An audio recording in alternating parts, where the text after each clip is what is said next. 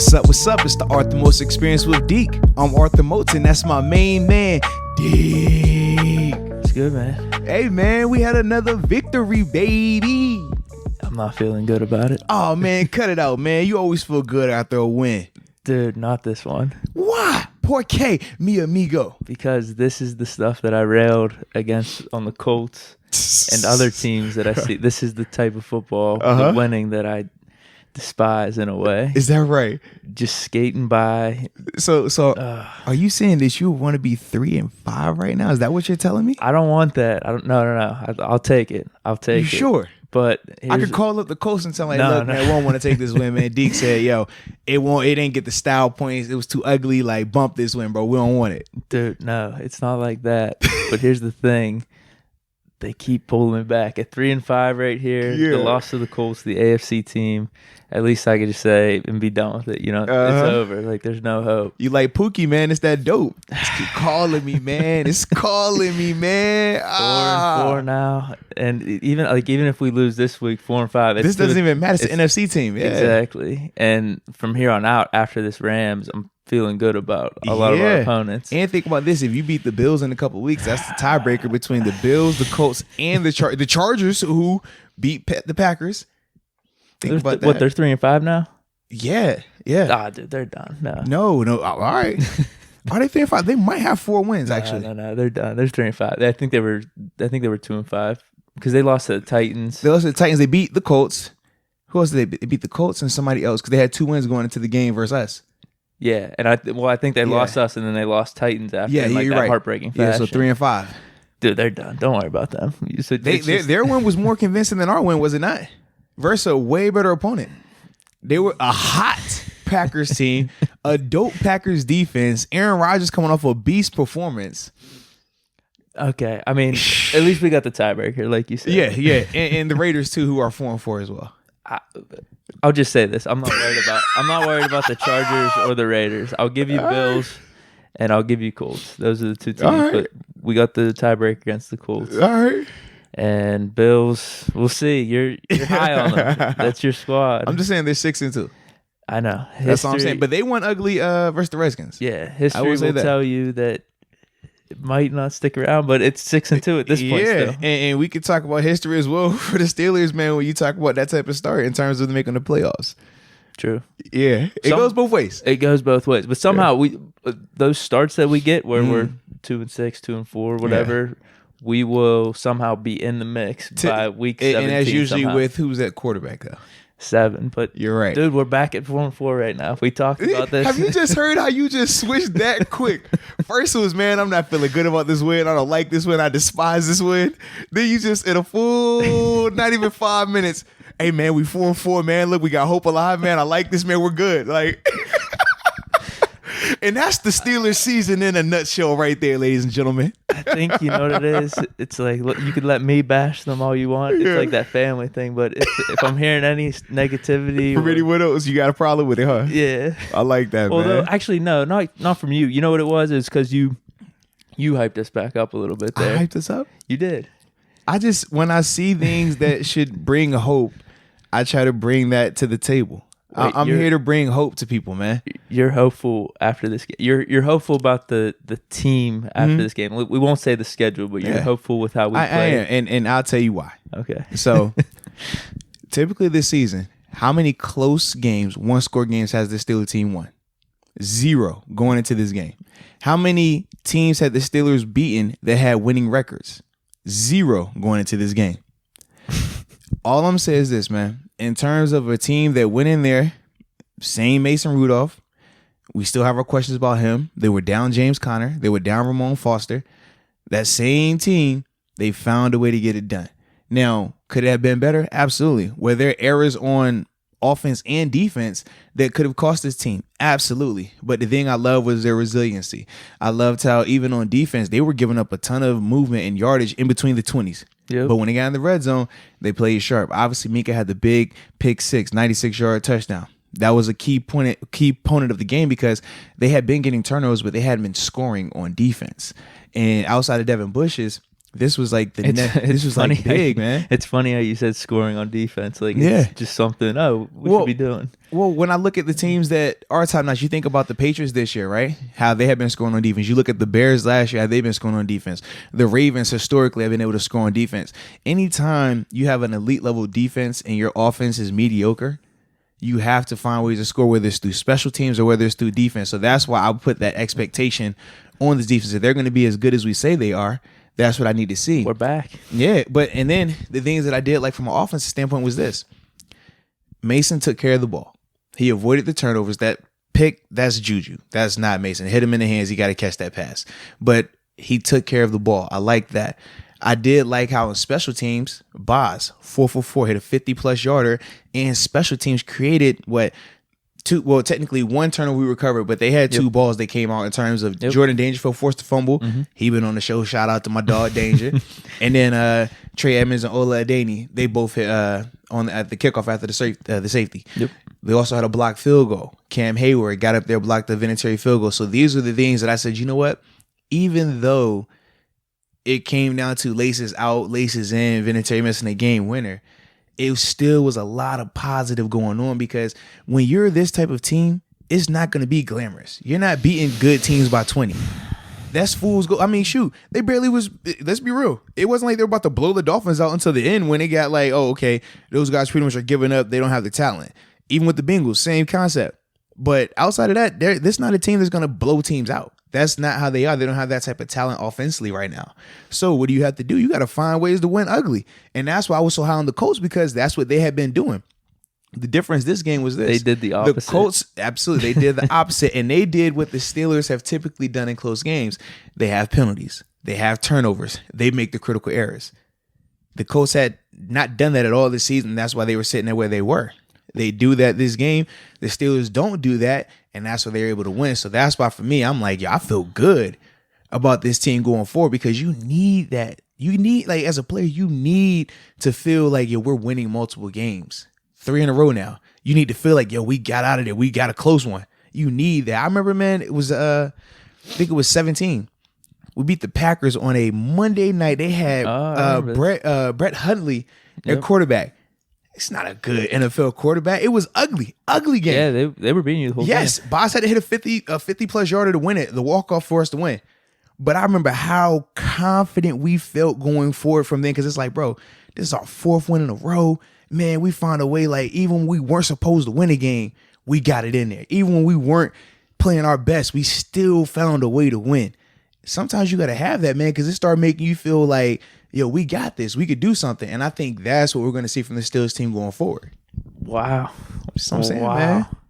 That is good to hear. I'm here for you, man. Well, I'm drinking the Kool-Aid. I'm curious about a lot of things. One of them, you mentioned the Steelers not turning the ball over, although we did. Yes. With Jalen Samuel and then even Mason Rudolph. Yes. So when I speak of not turning the ball, I'm talking about Mason in particular. Right. That's the one. What do you say about the fumble, the safety? Let's be real. He shouldn't have drifted back. But sometimes, man, Justin Houston's going to make a play. Yeah. But if he doesn't drift back, that doesn't happen. But when I think of, like, the turnovers, and great job by Al getting on that ball, what should he be thinking there? When you're backed up like that, you have to know, okay, I cannot back up. He probably had like 8 yards maybe from the end zone.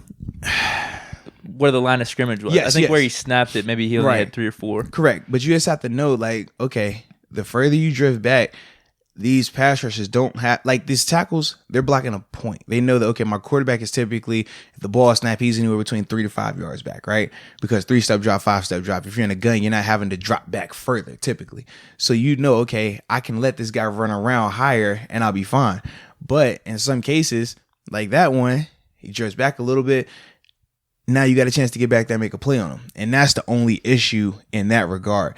That's more, if you're young, you make those type of errors, though. Yeah. It's no different. Like, that's something you're not going to hold. Right. Yeah, okay. Yeah, I don't hold that against him. When I talk about him protecting the ball, I'm talking about, hey, when you're throwing the ball, making good decisions with the ball, don't hit the guy in the face with it. Like, that's what I'm talking about. Like I said, it's no different than when Brian Hoyer got the strip sack from Bud Dupree. Do you put that on Brian Hoyer, or are you saying that's a good play by Bud Dupree? Yeah. Same concept. Right. Like, that's how I always look at it. If it's a strip sack or anything like that, I can't put that on the quarterback unless he's running around doing something bonehead. Like, and waving the ball like he's prime time, trying to duck and dodge people and gets hit. Then I'm like, no, that's on Mason. That wasn't the case right there. The only thing I would say with Mason is don't drift back so far and understand you got to get rid of that ball a little bit faster because of where you're at on the field. Right. Yeah. And then obviously Samuel's fumble. I guess my question is, we both had the turnovers, but like, what is the difference? Like, I guess that's what it was. It came down to a lucky play at the end. This is the difference. This is the swing of points. That strip sack by Justin Houston, Al gets on the ball. It's 2 points of safety. If he doesn't get that, that's 7 points touchdown. That's a big swing. What happens the next play on the punt, the kickoff after the safety? We get it right back. Force the fumble, get the ball back. So we actually, we didn't score a touchdown. We got right, the but field that should have been 14 points they should have had right there. Yeah. That was easy. That's a 14-point swing. It's stuff like that even though you're like, well, it was negativity, man. You gave up a safety. It's like, bro, it should have been this, though.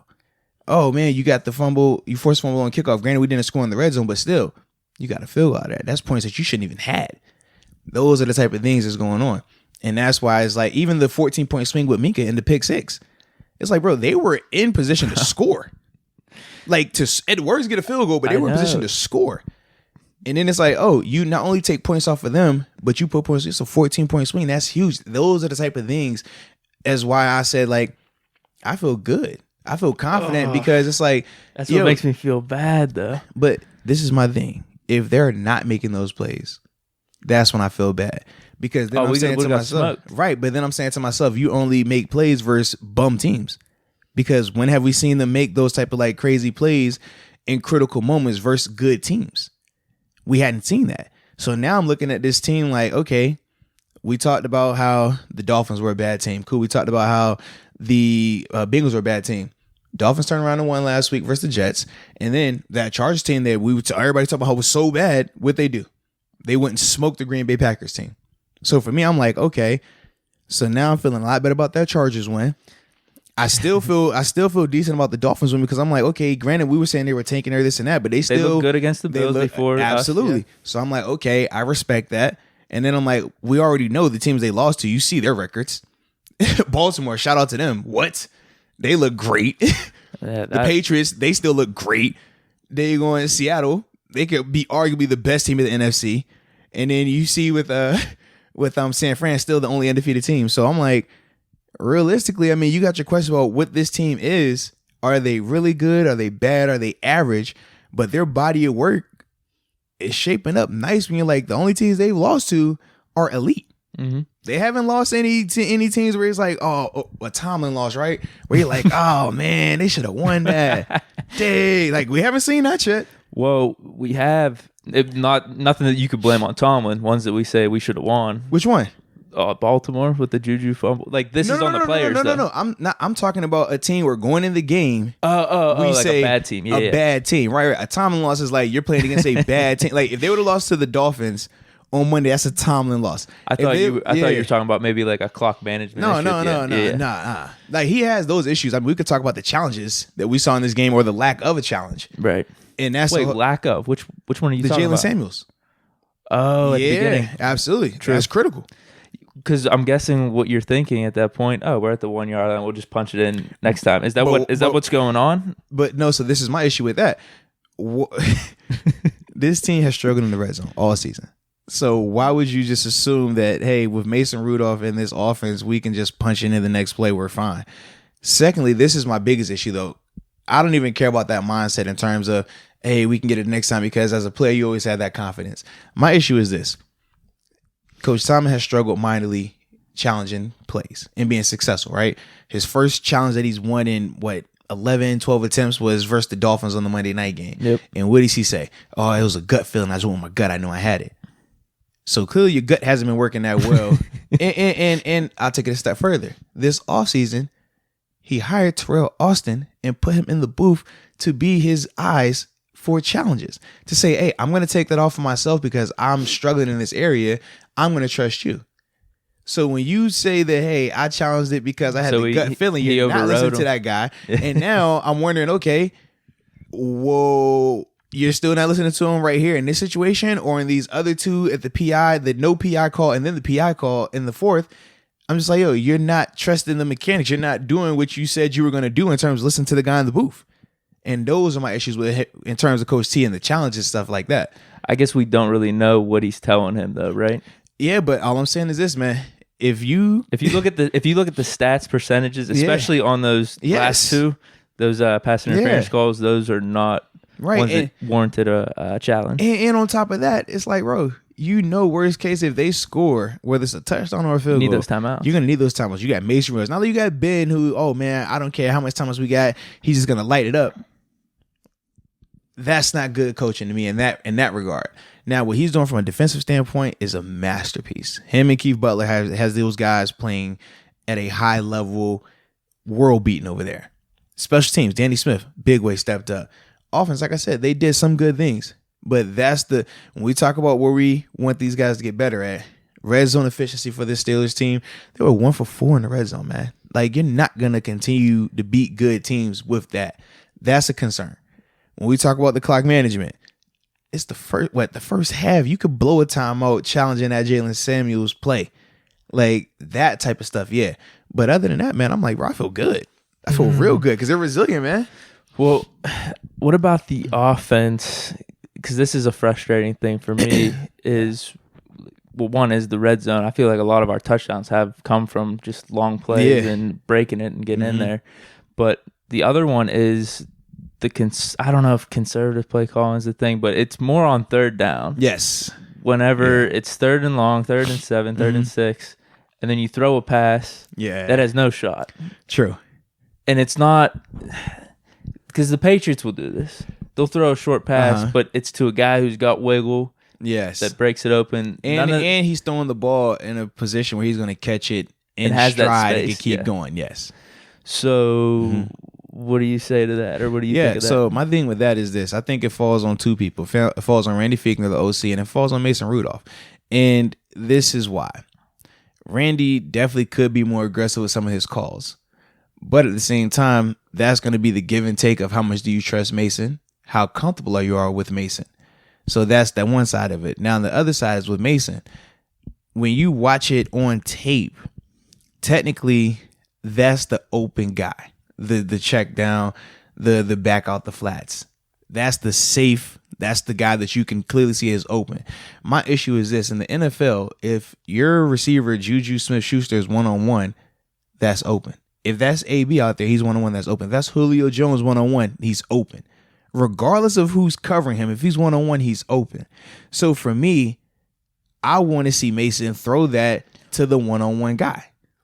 But that goes back to Mason being comfortable making that throw or him being able to put it in a position where one of these guys, a stud receiver, can make that play. Well, I'm assuming you watched the tape where you could see when he's one-on-one. Yeah. What was the percentage of that? I don't know the percentage, but it was a good amount. That's the thing. It wasn't like he's not getting doubled like that. Right. And remember, that was the narrative at first. Oh, he's getting doubled. And it's like, well, right now there's stuff going out in the papers and on websites that Juju's being a humble guy. He's saying whatever it is for the team, but in reality, like, he's not getting that double team coverage where it is him being humble and taking it for the team. He's just not getting the ball. That's a strong possibility that's the correct statement right there, man. Strong possibility. And that could be due to a couple of things, man. When you look at the average space and separation that Juju's getting from him and a defender is 0.8 yards of separation, not even a full yard separation. So if you're Ben, if you're, a top-notch quarterback, you're comfortable with that. You're like, I'm going to put him in a position where he can get the ball. He can use his abilities. Is that average? Yeah, that's on average, for the season. No, I mean, is that a good average for an NFL receiver? No, you would want, like, most guys get like 1, 2, good amount of separation, man. Yeah. 0.8, like, well, I don't know. Let's see. How much is a yard? Okay. Yeah. Just think about a yard. Right. And we're not even there. Okay. And the yard isn't even a far. Yeah. Like, this is like wide open in the NFL. Mm-hmm. And you can see I can almost touch you. Yeah. This is wide open in the NFL. Yeah. Yeah. Okay. He's not getting that. That's tight. You see what I mean? I do see what But if you're the quarterback, then you got to feel comfortable in this. Trusting your receiver. Because Juju can make those combat catches. He can. Yeah. Yes, he definitely can. And we've seen him do it before. But that's the thing. It's like, that goes back to, is Mason confident and comfortable enough making that throw? And then obviously Juju has to make those plays. Now, he could have had that thought process of, man, I hit Juju early, hit his hands, it was a pick. That does happen. I will say that's the truth. I mean, it's human nature. You go to a person early, they mess it up, get you a pick, you're like, second guessing that one. That happens too.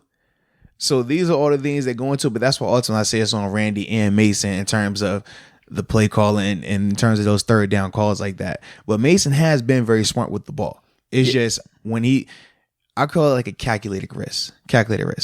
It's like, yes, this back is wide open because nobody is over there with him. Well, and it worked. It worked for a good portion of it. It did, yes. But at the same time, defense, no, that's not going to beat me. I'm gonna come up and tackle that. That's not gonna beat me. Well, that's the thing. When it comes down to a third and long, right? You gotta not take working. right. You gotta have something. Give your guy a shot. If it's single coverage, just give him a shot. And that's the biggest thing that I'm seeing in that regard right there. Did you notice anything? I don't know if this is just me, but he looked a lot more comfortable. He looked really good, I'd say, in the first 3 quarters. Somehow, for some reason, the fourth quarter started getting happy feet. Yeah. Did you notice that? I did, and I don't know why, though. Yeah, I don't know either. Definitely, that's what I wanted to ask you. Yeah. Was there something going on there? I don't know, because he looked like, it was funny, man. Doing some of the post-game radio shows, people calling in, man, Mason with these slow starts. I'm like, no, actually, Mason was really good. Nice in his first couple series, man. He looked really good, confident, stepping into his throws. But, yeah, I don't know what happened. Now, I will say this, in that last drive, they got the ball 4 minutes left in the fourth quarter. This is what made me like pissed. I was gonna ask you about this. Yeah, it showed once again the lack of confidence in Mason in terms of the play calls. Yep. If that's Ben, you're not getting the ball back. They're gonna sling it. They're gonna get 2 first downs. Game's over. Yep. But this goes back to my next issue. Is this though? If you never tell me from an organization standpoint that you have a first round guarantee on Mason, I'm not tripping. I'm saying, hey, man, he's a 3rd round quarterback. Mm-hmm. Hey, that makes sense. Don't give him opportunity to lose the game. Let him go out here, hand the ball off, throw the safe pass. Cool. But when you tell me and you tell everybody in the world, I had a 1st round grade on Mason. Granted, I took all these other guys before him, but I had a 1st round grade on Mason. You better let him go out here and throw the ball like a 1st round grade quarterback. Because now I feel like you're lying to me.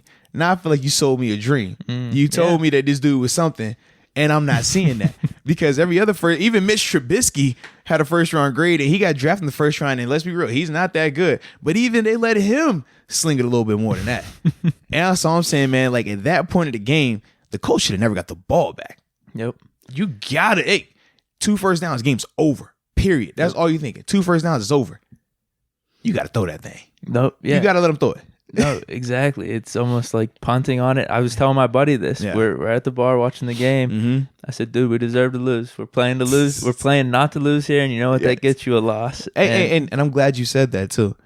Because when I watch Mason, that's what I feel like sometimes. I don't feel like he's playing to win. I feel like he's playing to not lose. He's playing to not make the big mistake. And when we talk about like taking some of those risks, you have to throw it sometimes. You have to take those chances. But with him, I think the coaching staff too, man. But I was gonna say, you mentioned it's like an even split because first 2 plays were runs. Yeah, like you knew that was happening. Yeah, and so it's not like you have Adrian Peterson back there. It's not like you have Todd Gurley when healthy. It's not like you have all these other like stud backs. It's like, hey, here you go. You take the ball. Deke, you want to run it? You run it, Deke. Hey. Dude, I did feel good about Samuels though. Passing or running? Well, I feel like what happened. It was different. What happened in the running game is kind of what we expected going in. There wasn't going to be that much there. Luckily, we had Edmonds break it off, or you seeing different things. All I'm saying is, in the passing game, I like Jalen Samuels a lot. I do. I like him a lot. And that was one of the things that we talked about in terms of our key matchups, right? It was like, can he execute and make his catches and ultimately win those matchups in the open field like that? And he was doing a good job. You saw his numbers reflect that. 13 catches, I think, was 73 yards. Like, he was highly effective in that regard. But it's different using him predominantly as a runner. Like, that's why I was glad to see them use Trey a little bit more. And I forgot the young boy's name. 40. Yeah. I'm not about to butcher it. I forgot his name. But yeah, using other guys and stuff like that. But they're going to have to figure out a way to be more effective in that regard. So you're concerned about that going forward? Absolutely. Anytime you got a young quarterback who the coaching staff doesn't trust enough to throw the ball, he seems like he's still like second guessing it. That's typically when you got to lean heavier on the run. So what are you thinking then? I look back at Saints game last year or Patriots game. Samuels has good games on the ground. Yeah. You're feeling that's more offensive line, having been better offense as opposed to Samuels running style? No. You know without directly was who was on the team in both of those games that was drawing so much coverage that you could not pack a box. That's what I'm saying. No. Don't say offensive line then.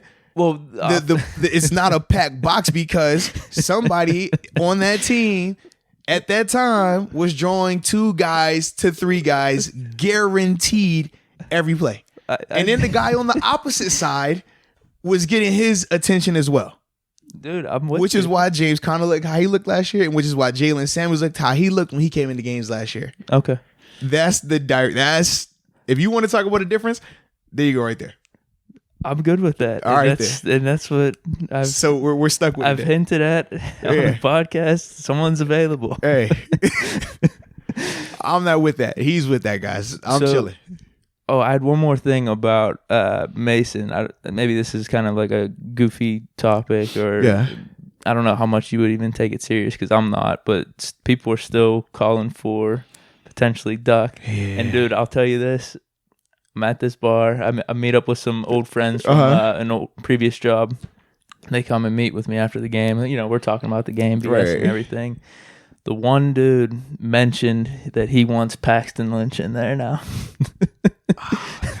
You said it's your friend? Yeah, he told me he wanted to hear what you had to say. He's your friend?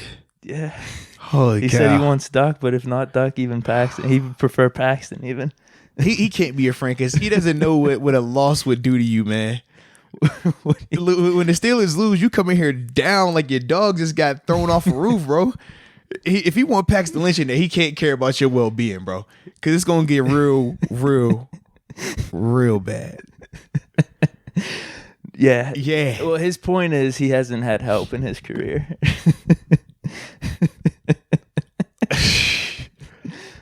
How helpful do you feel this Steelers officers right now? Dude, that's what I'm saying. I don't know how serious you could take any of this right now. Right now. Even that, but then even the Duck thing. Yeah. I mean, Mason looked good the first 3 quarters. We talked about this. There was just little things. The biggest thing is this, man. They have to be more efficient on the ground. They have to be more efficient in the red zone. And he has to start to take a little bit more chances now that he's getting a little further in this thing. Like the first couple weeks, cool. I understand. If you're not comfortable with that, that's fine. And he's still super young. It feels like he's been starting for a whole season now, but it's not. It's not even 10 games yet. Like, that's the biggest thing why, even though at times I want to get on him and be more critical, it's like, man, I remember how I was at that point in my career. And I was playing defense where it was a lot less responsibility on me. But it's times where you're just like, man, it's so much that you're having to consider, so much that you're having to weigh the decision process, your adjustment to this level, the speed, what is, like I said, open compared to not open in this level versus the collegiate level, versus the preseason in the NFL, like regular season. Like, it's so much that you're dealing with. And this is at the hardest position on the field as a quarterback, where you have to know everything that your offense is doing and what the defense is doing. For me, I was like, at least on defense, like, granted, my head was spinning, but I said, all I need to know is what I'm doing. And realistically, my rookie year, I might have knew what 1 or 2 guys next to me was doing. I couldn't tell you what the offense was running at the time. I couldn't tell you tendencies, none of that. So read your keys. What? I'm trying to make sure I don't mess this call up. Like, so for Mason, he's a young dude. He's going through that same process. And no matter how much you feel like, oh, this guy, he studies a lot, he got this, is different. It's like, you can be in the classroom as much as you want, but until you get out there and get that experience, it's nothing like it, right? It's with anything you do, because I can say the same thing about drums for me. Mm-hmm. You practice as much as you want in your basement by yourself, listening to music. Now you got to go perform in front of an audience with a group where the music doesn't sound like the same as the recording. And you got to catch on. You got to adapt to different cues and know what you're doing and feel comfortable. Yeah. I see what you're saying. 100%. Absolutely, man. So that's why I'm like, as much as I'm like, I want to be more critical, I'm like, no, I can't. I'll be a hypocrite of myself to do that because I know that feeling. I know 100% that feeling. And it's not a good feeling, bro. And at least at my spot, it wasn't, hey, man, they need to start this guy over you. Put that guy in. No, I was the guy that I was duck. I was the guy where they were like, hey, man, that's the first runner, man. He sucks. He's not doing anything. Get that young kid in there. You want the underdog? Yeah. Do you make a play or two? And they're like, oh, I love this guy. He's a cult hero. Don't cross the moats. And then you just ride with it, you know? Yeah. But I'm like, for me, I'm like, nah, bro, I know that. I know what you got going on right now, bro. And at least, like I said, I was the guy that was the cult hero coming in. I'm like, Mason, you the guy that they got the cult hero behind. Like, that sucks. Yeah. Because you still young. You're still trying to get your confidence. You're trying to make plays at this level. All of this is going into his mind right now, man. Oh, and you're playing for one of the most historical franchises in NFL history. And the expectation is always high. The standard is always high. And they don't help you out when they say, oh, we had a first round grade on him, man. We're good. Like, and a Hall of Famer. Yeah. Replacing a Hall of Famer. Right.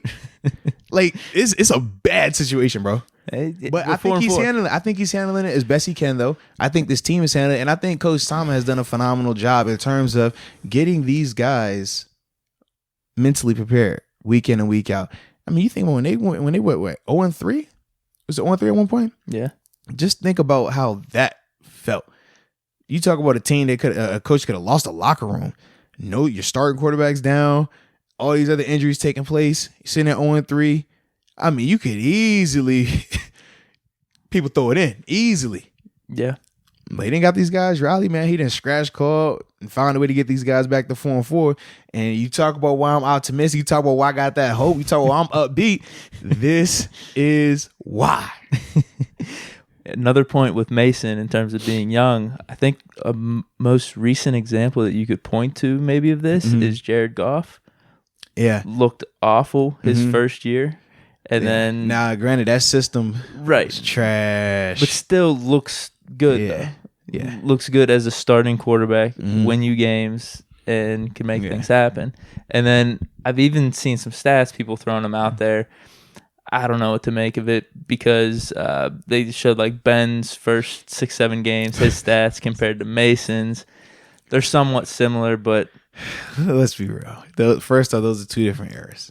Two different eras. 100%. And I'm going on the Ben side, but it's not close. But what I'm saying is, it's just, I guess, a little bone to throw for Mason. Like, hey, you know, things are there. Yeah. Things are. It's kind of like when they're like, hey man, Lamar Jackson is better than Mike Vick out there. How many games we've seen? Yeah. Dude, but same thing. He looks good without these last few games. Though. He looks good. He looks real good. But I'm just saying, man, people like to just make these. Or just last week. Are the Patriots the greatest defense in NFL history? Then you wake up Monday morning after they lose to the Ravens. These guys are they're slow. This guy sucks. That guy sucks. He's overrated. It's the knee jerk. It's always the what can we say to just either hype somebody up super high or bring them down really low? Nobody's allowed to just be even kill, steady Eddie. Why is that? Why? Help me understand that, Deke. Honestly, if we want to get deep on it, I think it's humanity. But why? We need everything has to be compared. We need context. We need stories for things. Why?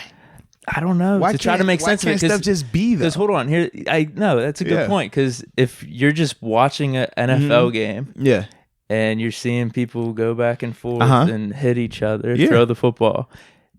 Like you're an alien, I guess, and come down and see this. Like, you don't have any. You're like wondering what's going on.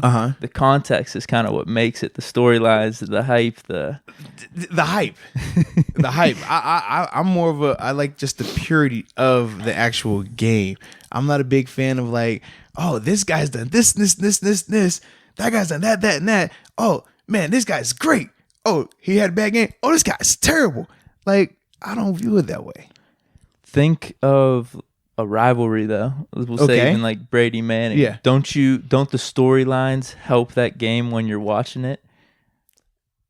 I feel like the storyline is what builds it up. Yeah. And people like the build up aspect of it. But I'm gonna watch the game regardless of who was gonna be out there. That's what I'm saying. You know what I mean? Like I don't because then after the game, How many times have we seen it where, oh man, well, this dude sucks in the clutch, or this guy is this in the clutch? Exactly. Like, I don't view it that way, because if the guy just made that play, or if this didn't get dropped, or whatever it may have been that happened, it's a totally different story. Totally different story. It's the same thing with LeBron. Oh, LeBron sucks in the clutch. And then you look at his stats and it's like, well, actually, his fourth quarter stats are better than this guy's fourth quarter stats in terms of game winning shots. But that's not the narrative. And I'm not a big create this narrative guy, because a lot of times these narratives aren't accurate. The same what we talked about the narrative with the Duck Hodges thing, right? Oh, look what he did versus the Chargers. Look at his game. Oh man, he has the it. He's this, he's that, and he's that. And then you look and you're like, no, it's the same Ritz cracker that Mason Rudolph was. Yeah. Those are two Ritz crackers right there. Exactly the same. Yeah. Yeah. But the narrative is going how you think, and one is like, oh my God, this was just so great. See, I like the hype and trying to do the prediction. Well, I know you do. You're 15-1, man. But I mean, there's a point once you watch the game, you call it like you see it. Like, I'm gonna watch it and call it like I say. Type of guy. I don't like to build up too high or or get people down too low. Because right now everybody's talking about how bad this Patriots team is. When for a fact they are not a bad team. For a fact that defense is not bad. And when you watch the game realistically, how many points they give up in the second half from a defensive standpoint? Well, and the Patriots did what the Patriots don't do, and fumbled the ball. Yeah, they did. And exactly. That's all I'm saying, man. But at the time, it's oh man, they got crushed. One game on the road. Suck. I'm like, all right, y'all. Yeah, it was a couple years ago. I mean, the Patriots are over, and they just went ahead and went to 3 straight Super Bowls. Okay, that's cool.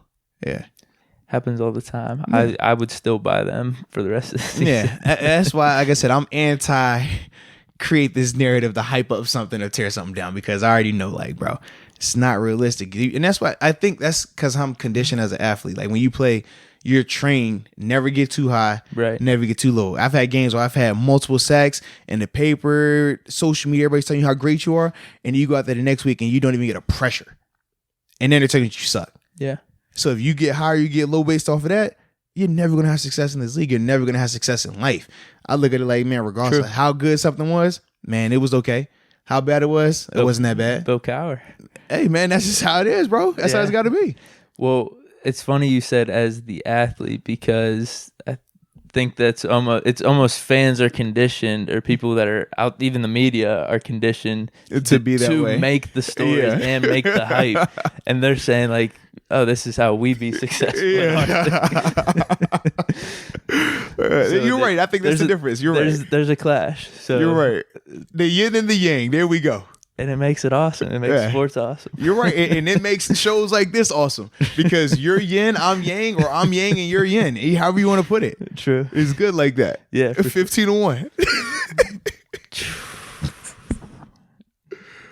I was thinking, I know we got the Dough Cross the Most shirts. Those might be some good shirts. 15-1 shirts? Yeah, 15-1. Deke, 15-1. Yeah. So we touched on a lot of the offense. Yeah. You want to go to your side of the ball? Come on, man. I was waiting on you, man. How long we 30 minutes in? We just now talking about defense. This is the Arthur experience with Deke. That means it should be defense prioritized. We could start with them. That's how we need to start. I feel like it's the natural thing, though. No. For me, it's natural. For you want to start offense, because that's like the glamour. No, I like the dark side. For real. I love the dark side. All right, let's do defense next podcast. Nah, man. Now you put it, because we won and we've been going with offense, so we got to stick with it right now. Okay. We're not that we're superstitious. We just like consistency here. Okay. It's about how you word it. See that? That works for me. That works for me. Yeah. So they did the splash plays that we talked about, that we were concerned that they might not be able to do because of how the Colts are. Correct. What may have helped a little bit. I mean, it was the reason for one of the splash plays. Okay. Was Mr. Gunslinger Brian Hoyer coming in. Okay. Because Brissett is definitely not like Hoyer. No, he's not. He's a lot more conservative. Yes. And I mean, you can only go off of what you saw and how the game played out. But I don't know if Brissett makes that throw that Hoyer did that Minka takes and returns to the house. And we'll talk about that a little bit. When we break down the film on Master Moats, we're going to talk about that play. Well, here's the thing, too. I mean, if Brissett's in, I don't know if some of those, I think he had 3 touchdowns, right, Hoyer? Yes. Mm-hmm. I mean, the offense necessarily move exactly how Hoyer was able to if Brissett's in, because there was some good things that happened. Yes. And like I said, they're both very similar in styles, which is why you hear Coach Tomlin talk about how they didn't have to adjust too much defensively versus them. I think the biggest difference is this: Hoyer is going to stretch the ball more downfield, but he doesn't present the challenge from a run standpoint. Right. Brissett is going to work tight ends to running backs, but he has the legs element and ultimately the escapability element to his game, and that's where those two differ. But in terms of how they run their offense, I mean, it's very similar with both of those guys in there. So do you feel bad about us winning with Hoyer in? Or worse about the defense performance? Hoyer is a very seasoned backup. Or is that a valid excuse, we'll say, for if the Colts are complaining, we had our third-string quarterback in? And nah, if their third-string quarterback was an undrafted guy that came from a FCS school, then sure, you got that excuse, but that's not the case. Brian Hoyer's been in this league for what, 10, 12 years? Been on teams with Brady for multiple years, been his primary backup, has started for other teams. He has a lot of experience. He's a very seasoned quarterback. The reason why he's a backup, though, is because he doesn't have the high ceiling in terms of being able to throw it all over the place, in terms of being able to make all the wild plays and stuff like that. He's inconsistent in some areas of his game. Sometimes he takes chances, but sometimes he stares down his receivers, and that's what you see happen with him on tape a couple of times. And those are the things why he's a really good backup, but not a starting caliber quarterback for a team that wants to win. Mm-hmm. I feel like he's like Ryan Fitzpatrick he can get hot enough where you can start him. Hoyer doesn't have that type of hotness to him. He's a sure backup, though. You can feel confident if he goes in the game for you that you're going to move the ball, he's going to get the job done. But he doesn't possess that, oh my God, he's just going to go out here and make some throws that just are crazy. Because even that run that he had with the Browns when they drafted Manziel and they eventually put Manziel in. Right. You never felt like he was the reason that it was happening. But you did see they were winning. When they took him out, that's when everything went left. Because at the time, they whooped us. Right. Yeah. He was they had a good running game at the time, too, with Ben Tate. And he felt like, I guess, the glue that just kept everything going. Maybe he had a little leadership moxie. Yeah. I don't know what you could say. No, he's a leader. He would protect the ball. Right. He would do his job. He an upscale game manager. That's what you would say. He was an upscale game manager. And those are some of the things that were making him successful. You can win with that if the other pieces around you are top notch. If they're not, though, you're going to struggle. And that's why he's not viewed as a starting quarterback in this league. Right. So any concerns? I guess mine would be, we touched on this earlier, their ability to move the ball within the 20s. And I remember texting you, I'm like, man, dude, we're getting carved up, especially in that second quarter. Correct. And it felt like there were times where they were able to do that throughout the whole game, and it would just maybe get stagnant due to a penalty, or maybe something we would do good, like a sack. Or well, first off, before we even go a step further, I got a bone to pick with you. Me? Yes, you. Okay. So we talked offense. You came out the gate talking about the good things, the bad things, and that was all well and good. We go to defense, and not once did you talk about the pass rushing tandem of Bud Dupree and TJ Watt. Not once did you talk about one of the keys to the game in terms of Cam Hayward winning his matchup versus Quentin Nelson. Not once did you talk about that. Wow. Really? That's what we're doing? Here's Come on, Deke. what needs to happen. Come on, man. Here's what needs to happen. What needs to happen, man? Bud Dupree, 2 sacks. TJ Watt, 1.5 sacks. By the way, they did call that on the Terrible Tailgate. Red Light 5-8 every week for the home games. Shout out. Wait, how you just gonna skim over that? Because I'm not conditioned to look for it. That's your problem. Or glamorize it. Wow. You would rather spend 30 minutes talking about, no offense to the Steelers offense, an average offense versus an elite level defense. What are we doing here? What are we doing? I'm glad that you actually called me out. Yeah, man. I will need to study harder. Yes. Look for these things. You do. Because this defense is balling. Granted, because they were getting there were some times where they were moving between the 20s, without a doubt. The thing that was so promising was this. If you're gonna have games where you're giving up yardage in between the 20s, you better buckle down when you're in the red zone. You better create splash at timely possessions, at timely times in the game. That's what this team did. Well, so whenever we're on defense, this is what I'm curious about. Are you watching our defense, like how our players move? Yeah, I don't watch the other. You watch the opposing team's offense. Yeah, I watch defense. No, I watch the offense. So whatever. Offense you're watching offense. Yeah, for me, I'm watching the defense.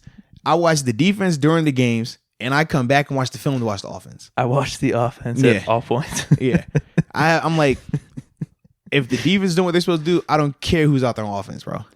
Yeah. You know what well, here's the problem too. I don't watch the all 22 or the game tape. Right. Whenever I rewatch the game, I watching the broadcast and they're just feeding the same thing. And hey man, look at such and such a quarterback. Look at this guy here. I'm over here like, okay, so such and such in the nickel right here. All right, we got Devin over here. Oh, they got Darius Leonard right here. Okay, oh, this guy's showing a too high shell. Oh, he's giving a little pressure right here. Oh, nope. It's a false blitz simulated. Okay, they dropping 8, only rushing 3. That's what I'm looking at. Yeah. Well, here's my thing with the game tapes. They don't have it condensed down, right? They could. They could, but they don't do it. So I would. So what do? Do you do like the +10 or the +20? What are you talking about? Whenever you have the layout for a video, you have the play button and the pause button. Yeah. And they also have that thing that has +10 or like +15. Yeah. How much time? Do they have that on? Yeah. Huh? Okay. Yeah. I'll do that for next game. And you can slow motion it too. Okay. Yeah. I will do that for next game. I watch defense, bro. And then after that, dude, I'm gonna come in. I'm gonna have a list of notes. Good. I hope so. Because it's like for me, man. Granted, like I said, I'm conditioned as a defender. I always like to see defense first, but for me, I feel like I have to go back and see what the offense was doing good, what they weren't doing good, because that's what we get up here and talk about it, and that's kind of how I look at it. It is like certain things. I'm like, okay, I like this with Mason, but then I'm seeing, okay, they're slow here with the Colts offense. It was certain things that they did where they're getting in bunch sets and stuff like that, and how they disperse it, and it puts you in a bind from a communication standpoint, whether you're in man or zone, because playing the routes out of the bunch and the stacks is different from a communication standpoint. Those are some of the things they do to challenge you.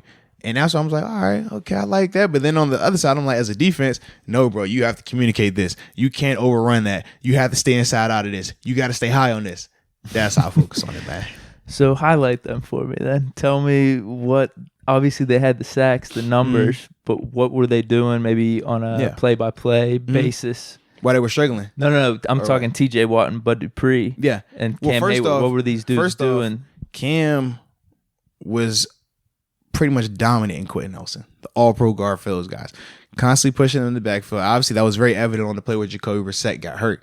That's directly Cam bull rushing Quentin Nelson, getting pressure, knocking him back on him. That was pretty much all game. What Bud was doing in the run game, though, man, he essentially made it where you weren't going to be able to run the ball to his side. He pretty much handcuffed you over there. And that was some of the things that no one likes to talk about, because even though he's not making the tackle, he's freeing it up so many other guys can get over there, because it's like running towards a brick wall over there. Like, the tackle's not getting any movement. He's setting the edge where it's nothing getting outside of him. That's tough to do consistently. A lot of pass rushers don't want to do that because it's not glamorous. It's not fun. You're not going to get a pat on the back or get a stat for that. But you got to know what you're watching and say, like, yo, he's making that play right there. And that's what he's doing. TJ, he's just a slippery rusher. He finds way, like, he never looks like he's moving so fast. He doesn't like he's so strong, but he knows how to rush. He knows how to get back there. He knows how to create pressure. That's the thing I'm liking. The biggest concerns that I'm having with this defense right now goes back to the communication at the linebacker spot. You see Devin, you see Mark Barron, those guys, and Vince Williams in some instances. I think because of different packages they're using, where sometimes it's Vince and Devin, sometimes it's Devin and Mark, sometimes it's Vince and Mark. The different amount of guys they're using in there, and then also when they're having DBs on the field, Mike Hilton and stuff like that, how they play certain calls, it looks as if they're a step late, almost because they're like trying to think, hey, how are we playing this right here? Should we do this? And I don't want to say it's too much on their plate, but I know with younger players like Devin, it takes time to really feel comfortable. And as this thing continues to go down the line, you're going to get people that are going to continue to try to isolate him. Right. And we saw that on the touchdown pass to Jack Doyle. Yep. Yeah, it's like he's an athlete. He can make that play, but he's still thinking too much. And that's normal at this part of the season for a young guy. Right. Like, people will see the splash plays and like, oh, yeah, he's good. He's a beast. He's straight. We're good. Don't worry about it. It's like, no, like, he's going to make those type of plays, but he's still going to have growing pains. And this was one of those games where you're just like, all right, you overran that. Okay, you're thinking too much here. Your steps slow on this. Look at you. You look like you're like waiting to figure out, am I supposed to take this guy right now or should I let that guy pass to the next guy? That's the part of this defense. That's part of how you play the different coverages in cover 4 versus cover 1. You know what I mean? And things like that. And you can just see that's what's going on, why they're moving the ball sometimes. And I'm like, yo, I can live with that because I know that's not going to be long term. He's going to get, like, the more he's out there. So do you think their ability to run the ball a little bit was more because of that as opposed to missing to it? And when you talk about the run game, that does play into it some, the communication element, because you got to know your gaps. And if you don't know your gaps, some gaps are 2-gap defense, some gaps are 1-gap defense. So if it's a cover 1, you know, okay, wherever I'm lined up at, it's solo gap. So you can pretty much line in your gap, meaning, hey, if I got this running back, I know I got the running back wherever he goes in the pass game, but I got this A gap, and I know my nose got the front side A gap, so I just got to go opposite him. I know if I'm over his dude, this tackle's got this B, that means I got this C, and vice versa, and stuff like that. But when you're in some of these zone coverages, well, now you know, okay, you're working with different people. You might have A to this gap, or you might have B to this other gap, and those are some of the things that you have to just be confident in. And all it takes is you not lining up the right way. If you're supposed to be over the guard, but instead you're inside eye of the guard, now that guard has an angle on you if it's a run to your outside. Just little things like that. Yeah. But that just comes back with younger players. Right. And then that's not even counting, like, hey, sometimes they're going to block you. Sometimes they're going to do good. They get paid. They have a good offensive line. Yeah. Right. So all that kind of goes into it. But that's just a part of the game. Like, you have to understand that, hey, me knowing what I have to do, me aligning in the best position for me, that's only half the battle. That puts you in the best chance to be successful. But now you still got to go and kick that man's butt that's across from you. And shoot, he's over here trying to kick your butt too. It's no scrubs like that in this league, man. Like, so as much as we want to see him win 100 out of 100, it's not going to happen all the time. True. But it's still promising because he's winning a lot and this defense is winning a lot. And even when they were giving up yardage, they still found ways to make the big plays. They still found ways to get off the field. The thing that I love, I mean, you look at the tackle for loss that ultimately led to those guys having to kick that field goal. People talk, well, oh, man, from a time standpoint, it wouldn't have made that big of a difference. It would have if, okay, he gets that first down right there, and now they can milk more clock. Now they're a little bit closer. Now instead of being a 40-something yard, now we're looking at 30 yards. Like, all of this is going on. The clock is ticking even more. It's a lot that plays into that, man. Yeah. Did I text you? Speaking of the end of the game, didn't I text you? You did. Let them score. Yeah, it's our only option. Hey, what did I say to you? What did I say to you? You said Vinatieri can't be trusted. Oh man, let me see. I low key still got this text on my phone too. Oh man, because that was. Dude, yo, you talk about. I stand by it, though. Yo, hold on. Oh man, that's Madden 101, and that's going back to those challenges. Oh, here we go right here. All right, so it started out after the PI call. You gotta let them score here. Our only hope, full out blitz.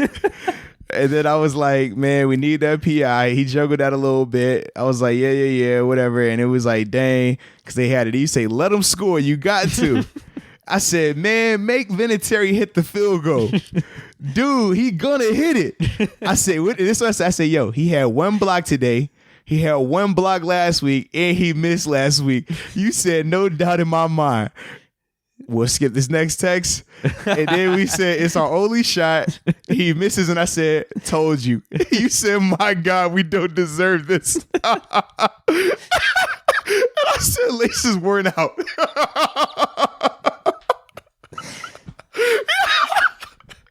That was a crazy sequence, though, bro. I stand by it because I like at least having the control. At least we said let him score. We gotta let him score. At least having the ball in my hands with a minute left, and we could say, all right, we had the shot, as opposed to feeling like it's just a coin flip. I didn't feel like it was a coin flip. You thought he was. What did I text? I text you. I said, look, he missed one last week. He had one block last week. We already blocked one today. That's in kickers' heads for a fact. It's in their heads.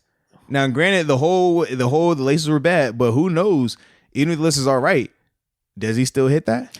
Do you think he would have hit it? It's funny, as I was rewatching the tape, if you look at his early field goal and then even his kickoff kick, they both were hooking and draw. They were low and they were hooking. And then I think he tried to overcompensate for it, and then he went really right on the, I don't know, it might have been in the middle of the game. It might have been an extra point. I can't remember. And then the block, can we say it was a block, or was that just low? It was super low, but it got blocked. But it was super low. Like, Cam got a hand on it, so it goes down as a block. Yeah. But that kick was super low. And that's what I'm saying to you. I'm like, bro, he is in his own head. And it happens as an athlete, bro. I don't care how long you play this game. I don't care how successful you are at any level. You will get in your own head sometimes. Well, when it's about what have you done for me lately? No question. Like you at that point, he can't be thinking, "Oh my, I gotta look back." I didn't hit all this. Like, no. He's thinking, man, the last time I was out there, geez, all right, I think, I got this, yeah. And you go out there, it's game winner. All right, I got this. I've done this before. I got this. Nah, bro, like, that's a lot of pressure on you. And you're in your head thinking, all right, I was too left this one.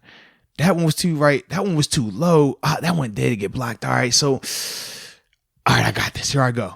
Like, you're thinking too much, bro. And it happens. And I'm thinking for golf, if you got shots going right, you got ones going left, low, you don't know what's going on. Like, you'd prefer at least something consistent. Right, and you're trying to figure it out on the fly. Yeah. And that's why, for me, I'm like, no, bro, don't give them a touchdown, because there's no guarantee with Mason. When has he shown you, or when has this offense in particular showed you that they can move the ball efficiently and get what they need to get?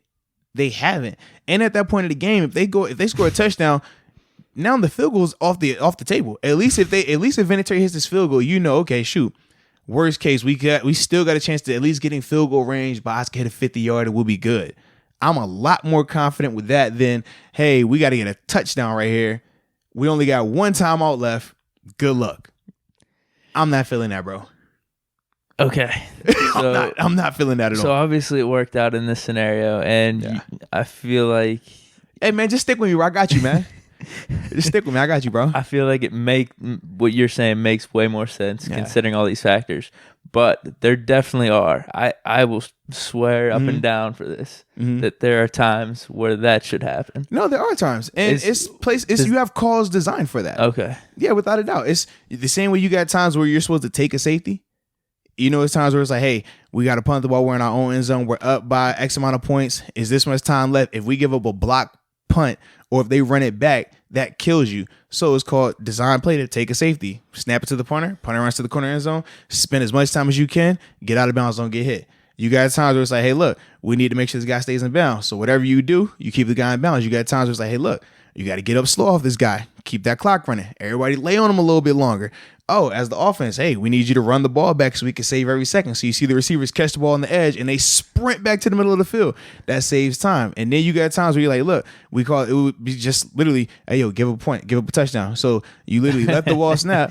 And it's literally like, typically it's most time within like 5 to 10 yards, because you have to know, like, if you are trying to give it up in terms of a touchdown. So there's a whole little thing to this. Yes, like, it's acting. Yes, because they know, okay, like we used to do it, especially like it was a time in Buffalo. Mike Pettin, DC with the Packers now, defensive coordinator with them.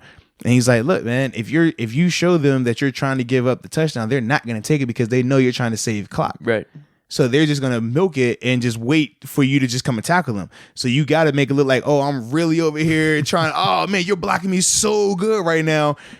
Or when you make contact with them, pull them in with you. Yeah. Absolutely. Yeah, absolutely. But that isn't that time right there, man, because there's no guarantee that he's hitting a 40-yard field goal.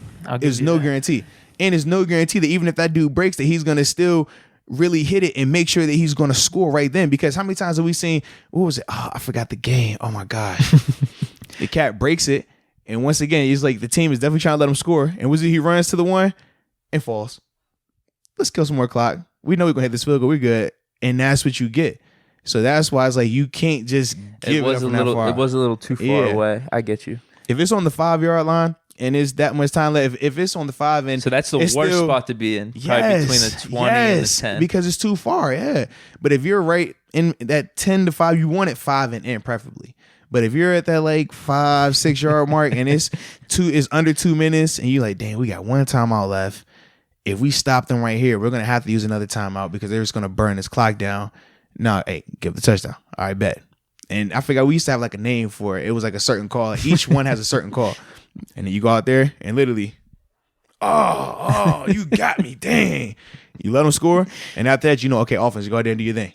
Like, yeah, so it's definitely times where you have that in there. Okay. But it's all like the situational stuff. Yeah. But you just got to know which situation to use it. Right. Because otherwise you kill yourself. Otherwise. That's interesting, though, because I didn't know if that was actually a thing or if that's just me railing at my TV, yelling. But you got to know the strategy. You got to know when to use it because we used to tell people all the time, like with Dick LeBeau's defense, right? Legendary defense coordinator. And we'd always laugh like, man, Dick LeBeau doesn't like safeguard this playbook like it's the gospel. He's like, you can know the calls, but if you don't know when to call on, for what situation, the timing of it, the yard, which side of the field it's on, it doesn't matter. You're not going to be able to do it. And we see that. And it's so realistic, man. Like, you really got to know when to use what thing at what time, man. Game of chess out there. Oh, without a doubt. Yeah, we always it's the game within the game, man. Yeah, you gotta love it. We've been hearing little things about the game within the game on this podcast. Yeah, man, we dropping some jewels. We dropping some gems today, man. We getting people what they want. So, how we looking here? Anything else? Any like final shout outs? I did want to say James Washington. Yes, crazy. His best game as a pro, huh? Crazy catches. Yeah, man. So shout out to him. Hopefully that's something going forward with him and Mason. A little connection there. A little better accuracy. I'm messing with you. No, you got here. It's all good. I'm joking, man. I mean, you're not wrong because all those catches. I mean, the one was the one-handed. Yeah. The other one was, I think, good defense. Yes. And James just making a really good play on it. Yeah. But then the other one was. Hey, man, leave it alone. Leave it alone. Just stay. James Washington with the shout out. Shout out to Jordan Dangerfield, Forrest Fumble, Ola Daney, Trey Edmonds. Shout out to them boys.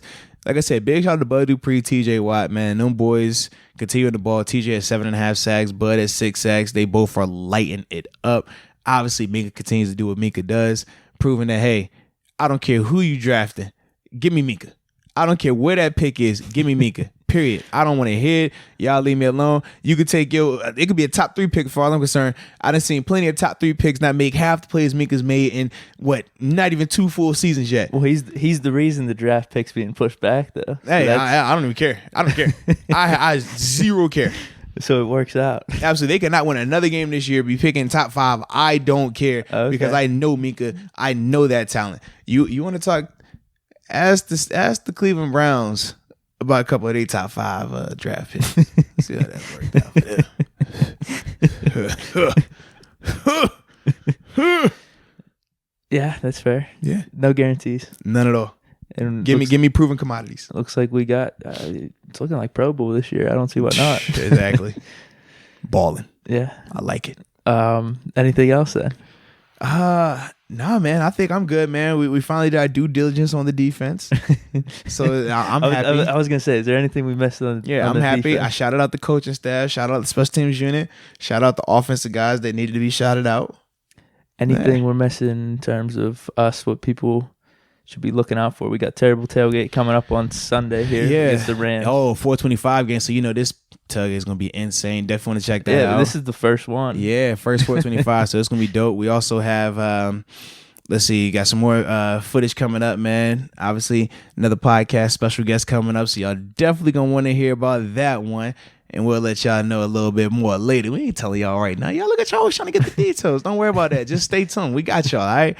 It's going to be dope, though. And then, we got some more Master Moats film breakdowns coming up, too, man. So it's going to be good, bro. Stay tuned. Subscribe. Yes, indeed, bro. Rate, whatever. Yeah. Do all tuned. All that. We love it. Yeah. But yeah, dude. All right, let's see if you got it. Come on, man. Oh, man. So I think it's good. Hold on. Give me a pause here. So that's it for today's episode. Appreciate y'all for tuning in. There it is. And until next time. Peace.